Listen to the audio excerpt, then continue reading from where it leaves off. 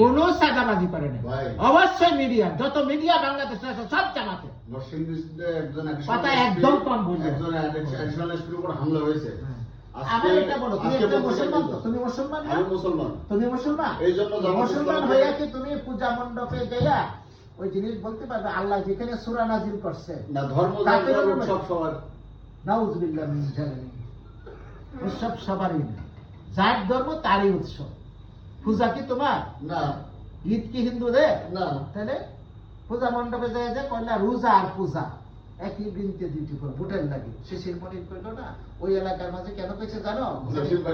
হিন্দু জসিম তো হইলো একবারে লাইন ছাড়া গেছে। জসিমের কথা কয়ে লাগে ওই লাইনেই নাই, লাগিয়ে নেই। শোনো এটা শোনো, এটা শোনো, মুনাফিক কাদেরকে বলে?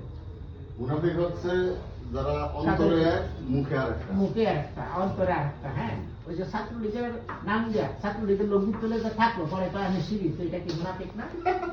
এটা তারা দল রক্ষা করে। ছাত্র দলের কোন পলায় কইছে এটা বলে কৌশল। আমার নবীকে কোন সময় কৌশল অবলম্বন করতে গিয়া কইছে যে আমরা আপাতত তোমাদের দলের আছি, কইছে? এসব কইও না, এসব কইও না। মিজাজ খুব খারাপ হয়ে গেছে। বিএনপি ক্ষমতায় আসবে না সেটা আলাদা কথা, কিন্তু সত্য না। তুমি যে কইতেছো বিএনপি ক্ষমতায় আসবে না, জামাত আসবে নাকি, সেটা আলাদা কথা, সেটা আলাদা কথা। সূর্য যদি পশ্চিম দিকে উদিত হয় তাহলে আসবে।